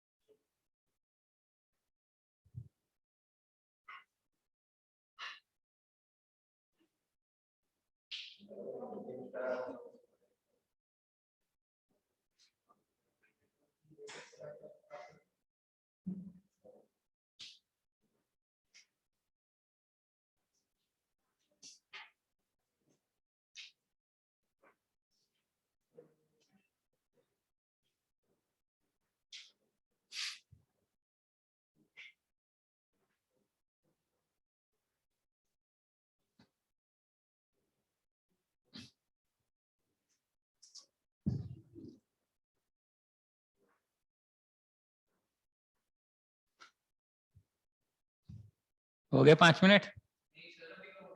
अच्छा।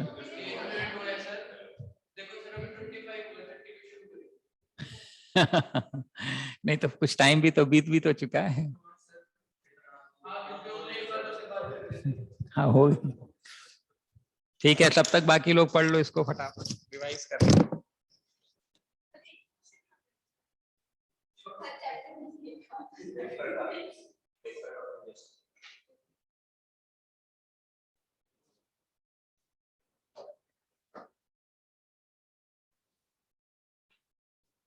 फ्रॉइड है और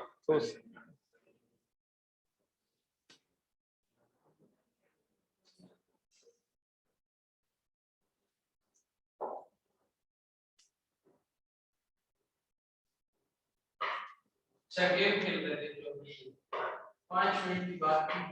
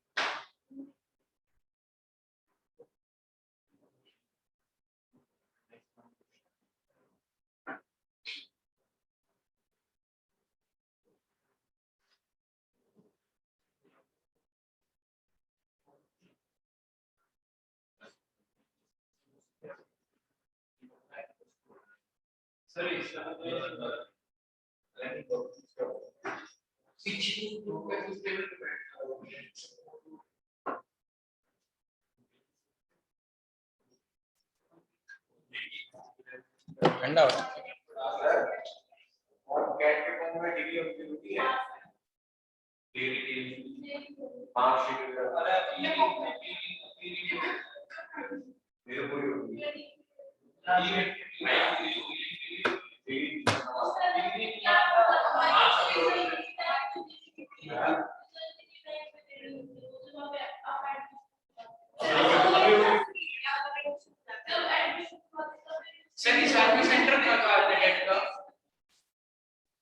साल में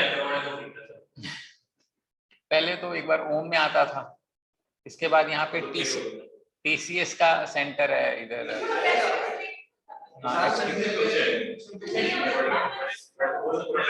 पीएसक्यू वो कौन सा है यार, वो आजाद नगर वाली साइड है क्या, जहाँ पे वो रिलायंस का पेट्रोल पंप था? आजाद नगर वाली साइड है ना, आगे जाके उस रोड पे कहीं पे। पीसीएस नहीं है ये, हाँ वो वर्धमान है क्या, वो उन्हीं का आयोन है ना, टीसीएस आयोन ही तो है, उन्हीं का तो था या नहीं? तो कौन सा कोई कॉलेज था है? हाँ टीसीएस आयोन, क्या क्षेत्र है? 40-50 लाख लगेंगे, 50-1 लाख। है नहीं बाकी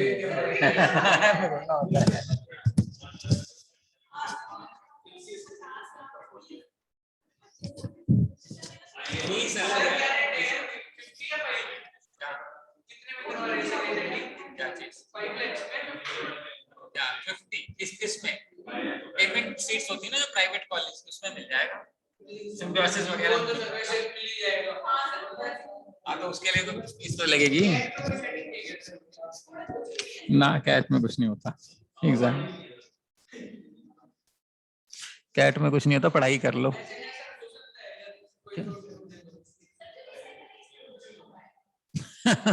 अच्छा कोई नहीं, पहले करोड़ 1 रुपए दे जाओ, फिर देखते हैं, बात करके पता करते हैं कुछ भी मत। हाँ ठीक है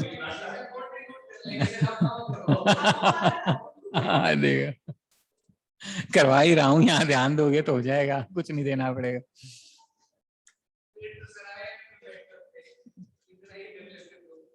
इतना करने से नहीं बैठते हैं भाई, थोड़ा और करना पड़ता है, उसमें था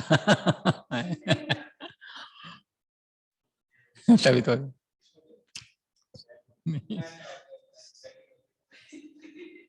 ऐसा कुछ नहीं है भाई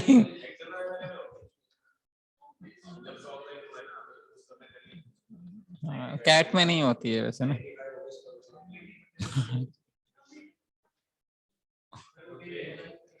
सिम्बायोसिस वगैरह में हो जाएगा, चिंता ना करो, पहले यहाँ ध्यान दो, लेकिन उसके लिए पढ़ना पड़ा, पुणे वाला ऑनलाइन एग्जाम नहीं, उनका लोकेशन होती है, सेंटर होता है। हाँ सिम्बायोसिस का हाँ आता है, हाँ आता है। Okay, so point of intersection of medians is known as, point of intersection of median is known as centroid, ठीक है? Centroid will divide the median in the ratio of 2:1 towards vertex, ये important बात है। Centroid, ठीक है, will divide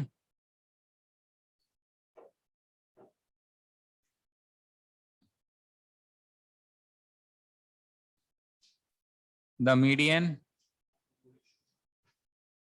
in the ratio of 2:1, 2 किधर है? Towards vertex, यानी वर्टेक्स वाली जो साइड है ना, वहां पे बनेगा।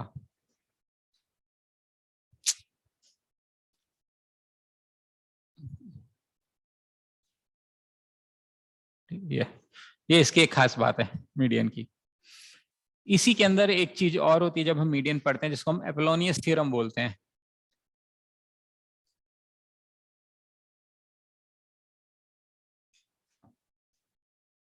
एपोलोनियस थ्योरम क्या बोलता है? एपोलोनियस थ्योरम बोलता है कि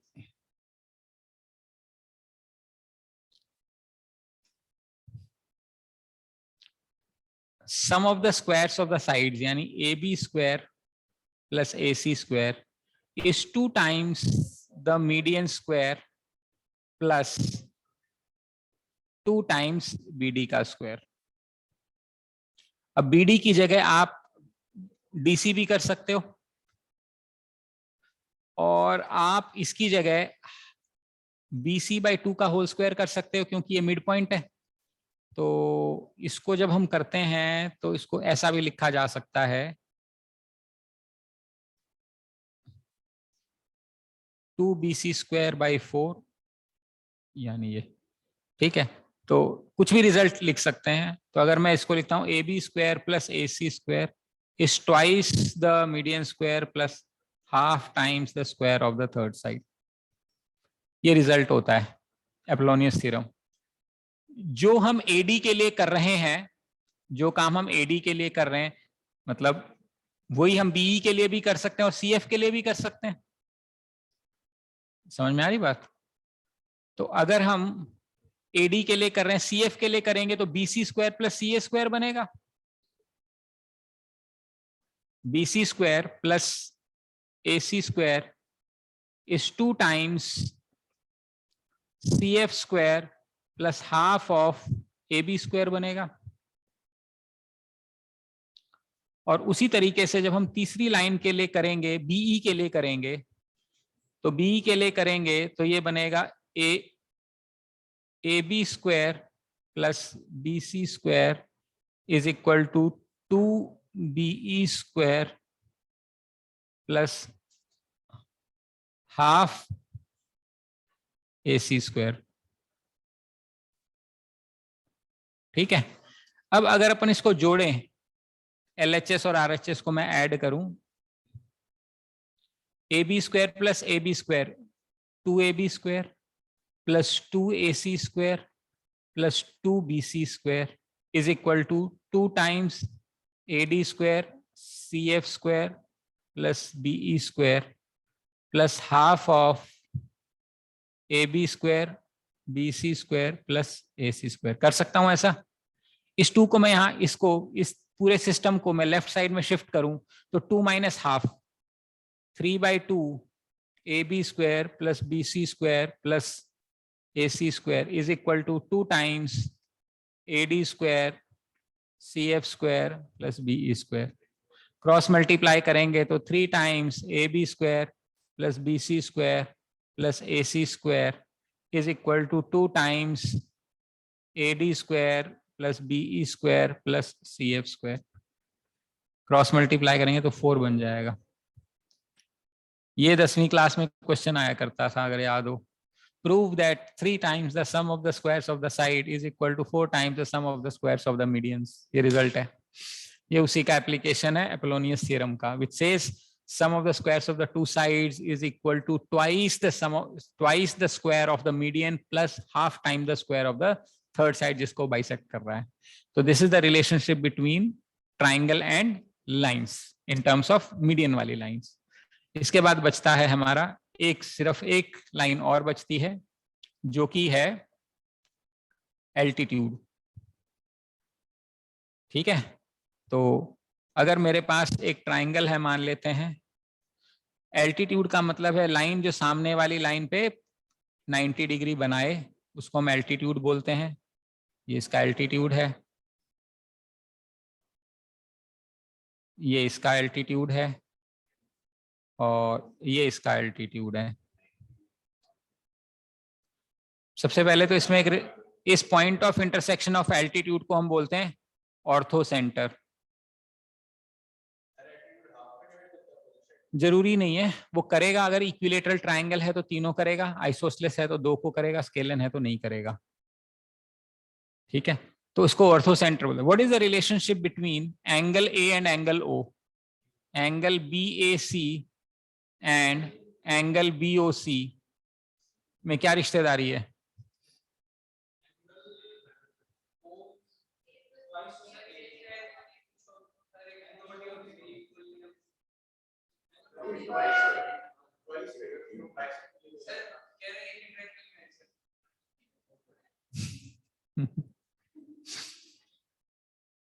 वो जो तुम बता रहे हो ना सेंट्रल एंगल इज ट्वाइस, वो इसमें नहीं होता, वो सर्कल में होता है। इसमें वो अगर हम अभी पढ़ेंगे, सर्कल है मान लो, ये सेंट्रल एंगल कहलाता है। ठीक है। इसी आर्क से अगर हम इंस्क्राइब करते हैं तो ये एंगल जो है, ये थीटा है तो ये 2 थीटा होता है। बट यहाँ ऐसा नहीं है, it's not a cyclic triangle, इसलिए हम ये कह नहीं सकते हैं ऐसा होगा। अभी निकालते हैं। देखो ये 90 तो ये भी 90, ये 90 तो ये भी 90, चलेगा। कहना इसे एंगल मान लेते हैं इसको DEF 1 मिनट के लिए। तो कहना इसे angle A plus angle O plus angle 90 plus angle 90 is equal to 360 degree quadrilateral. पूरा एंगल मिला के 360 डिग्री होगा। A plus O plus F plus E होना चाहिए, तो angle A plus angle O कितना हो जाएगा 360 माइनस 180। इसका मतलब angle A plus angle O क्या है 180 डिग्री। इसका मतलब दोनों एंगल क्या है सप्लीमेंट्री है। ये इसका रिलेशनशिप है। ठीक है, हाँ उसमें हो जाएगा, उसमें वैलिड है। अब ये ऑर्थो सेंटर जो है ना, ये सर्कल ट्रायंगल के अंदर लाई करेगा अगर एक्यूट एंगल ट्रायंगल है तो। लेकिन अगर राइट एंगल ट्रायंगल है तो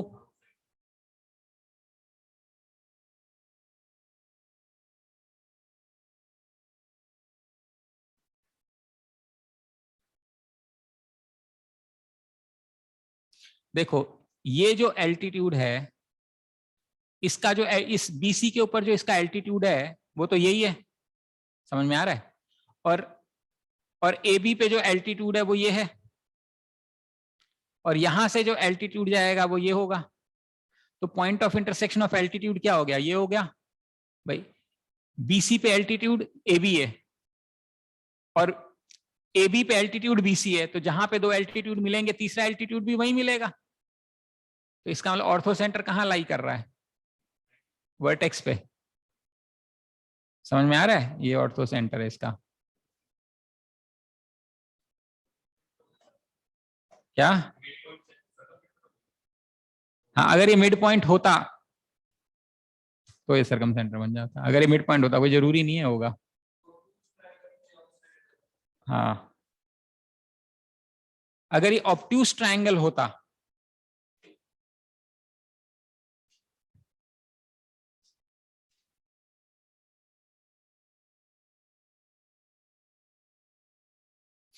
ठीक है। तो अब ये मान लेते हैं ए है, ये बी है, ये सी है। तो अगर ये मेरा ये लाइन एक्सटेंड हो रही है, तो ए से जो परपेंडिकुलर ड्रॉप होएगा इस पे, वो तो ये होगा। बी से जो परपेंडिकुलर ड्रॉप होगा वो ऊपर की तरफ जाएगा, ये।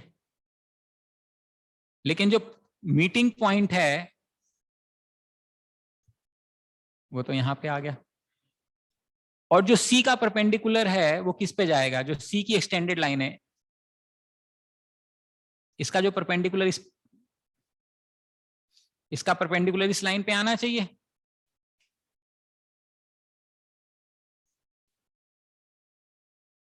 ये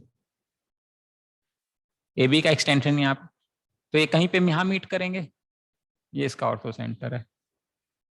तो यानी अगर एक्यूट एंगल है तो ऑर्थो सेंटर अंदर होगा, राइट एंगल है तो ऑर्थो सेंटर वर्टेक्स पे होगा, और अगर ऑब्ट्यूस एंगल है तो वर्टेक्स के जो ट्राइंगल के बाहर होगा ऑर्थो सेंटर।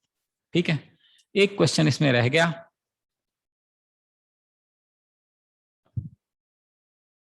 इसमें रह गया था वो एंगुलर बाइसेक्टर में।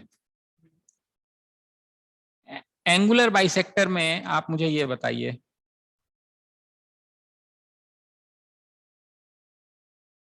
मान लेते हैं ये इसका एंगुलर बाइसेक्टर है।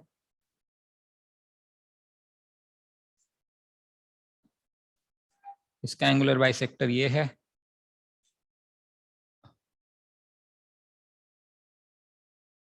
इसका एंगुलर बाइसेक्टर ये है। ठीक है, ए बी सी ओ। ठीक है, what is the relationship between angle BOC, जो हमने अभी अभी किया था। What is the relationship between angle BOC and angle A. अभी तो बताया था वो ट्राइंगल सर्कल में होता है, उसमें तो मैंने करके दिखा दिया। क्वाड्रिलेटरल बना, 2 180 था तो बचा हुआ 2 180 होना चाहिए। इसमें क्या होएगा, किसका, क्यों, एंगल ए का अंदर ये हाफ होगा। अच्छा, एंगल ए खुद हाफ होगा। वो तब होगा जब ये साइक्लिक होता और ओ सेंटर होता सर्कल का। भी तो सर्कल बनाया था, central angle is twice the inscribed angle in a cyclic triangle. करेंगे वो, करो कहो तो मैं भी बता देता हूँ, सर्कल शुरू कर लेते हैं, उसमें प्रूव हो जाएगा। बस इसको कर लेते हैं क्वेश्चन, अभी तो 15 मिनट पढ़े, आप ये कॉन्सेप्ट और निकाल सकते हैं। एक किताब भेजना, सुगंध, एक और किताब देना अपनी, वो देखूं क्या रहेगा, क्या करा सकता हूँ 15 मिनट में, मैं ये देख रहा हूँ। अभी 5 मिनट पहले तो रेस्ट किया था आपने।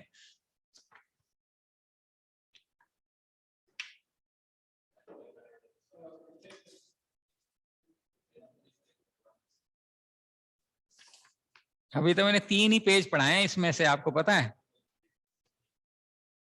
हाँ जी, निकालो इसको, जल्दी जल्दी निकालो। इसके बाद 3 साइडेड तो खत्म हो गया। हाँ, मैं आपको थोड़ा एक्स्ट्रा ज्ञान दे दूंगा ट्राइंगल का, ठीक है, जो इसमें नहीं है। अब कैसे कर सकते हैं, देखो आपको पता है angle A plus angle B plus angle C कितना है, 180 डिग्री। अगर मैं एंगल ओ की बात करूं तो एंगल ओ कहना ही से ये बनेगा 180 माइनस b/2 प्लस c/2। ये कर सकता हूं मैं भाई, ये b/2 है, ये c/2 है, तो 180 में से ही माइनस करेंगे तो आ जाएगा। अब और हमें एक ही टर्म्स में चाहिए, तो अगर मैं दोनों को डिवाइड कर दूं, इधर भी 2 से डिवाइड कर दूं, इधर भी तो कोई दिक्कत तो नहीं है। तो ये मैं कह सकता हूं angle a/2 plus angle b/2 plus angle c/2 is equal to 90 degree. हमें ये वाला चाहिए, तो एंगल c/2 की वैल्यू बनेगी 90 माइनस एंगल a/2।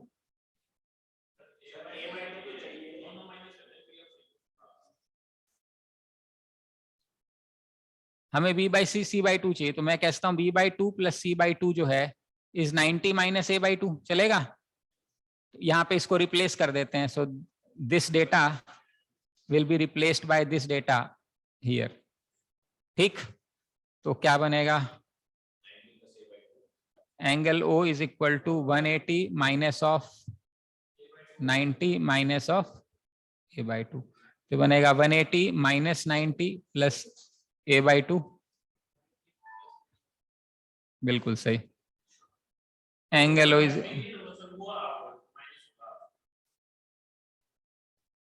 कौन सा, हाँ अच्छा, हाँ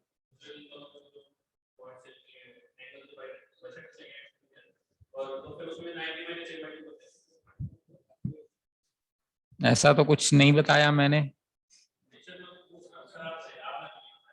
नहीं ऐसा, ये इसका एक्सटीरियर है, आप कह रहे हो कि हमने इसका एंगुलर बाइसेक्टर बना दिया, आप कह रहे हो इसका भी हमने एंगुलर बाइसेक्टर बना दिया, और आप ये ओ बता रहे हो, इन दोनों में रिलेशनशिप चाहिए अब हमें। ना ना, कोई निकालना पड़ेगा। ये बनेगा 180 माइनस ए, मान लो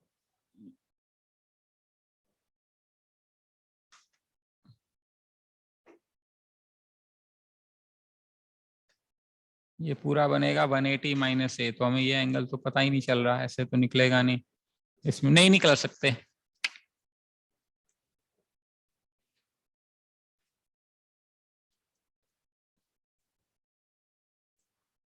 हाँ निकाल तो सकते हैं, ये दोनों बराबर है ना, तो ये दोनों बनेगा, मान लेते हैं अल्फा अल्फा मान लेते हैं, तो हमारे पास बनेगा 2 अल्फा प्लस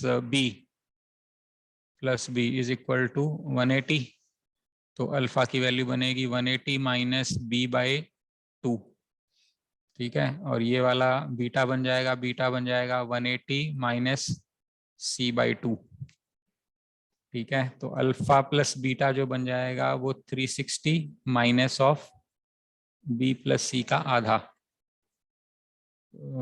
ये बनेगा मेरा अल्फा प्लस बीटा बन गया ना, हाँ ये अल्फा प्लस बीटा बन गया। हमें चाहिए मान लेते हैं थीटा, तो थीटा की वैल्यू बनेगी 180 minus of 360 plus B plus c/2, तो तो थीटा बन जाएगा b plus C by two minus 180। अच्छा, और b plus C by two की वैल्यू है 90 माइनस a, तो थीटा बन जाएगा b plus C by 90 minus a minus 180। हाँ, तो ये बन जाएगा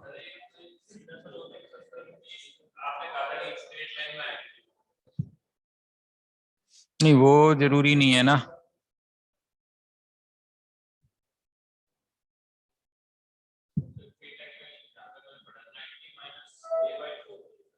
एक मिनट, कुछ गलत कर, 180 माइनस ऑफ ये करना पड़ेगा। ठीक है, तो ये माइनस है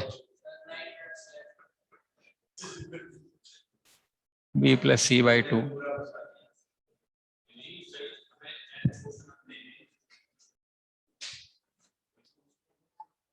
माइनस a बाई टू।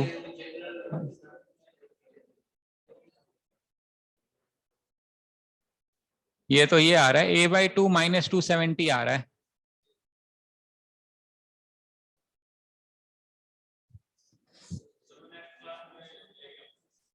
अभी कर लेते हैं, नेक्स्ट का क्या चक्कर है।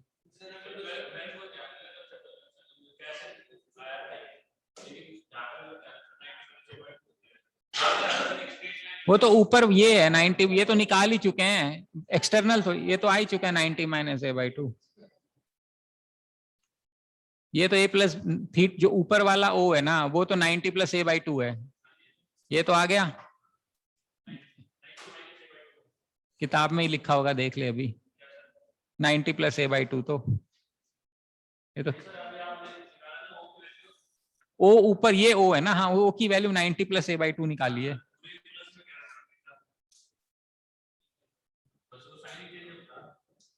नीचे ये वाला नहीं, नहीं इतना, वही तो मैं निकाल रहा हूँ, यही तो सॉल्व कर रहा है।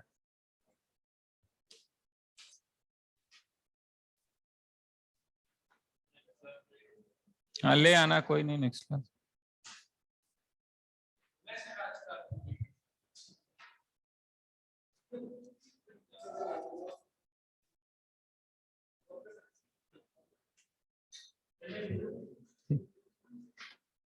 बोलिए, कोई प्रॉब्लम? अभी कुछ आज की क्लास समझ में आई? हाँ जी, ऑनलाइन कोई प्रॉब्लम?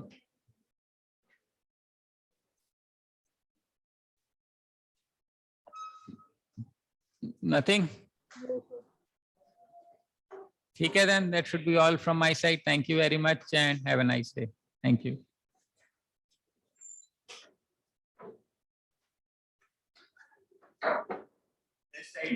ओके, ग्रुप में डाल दूंगा पारस।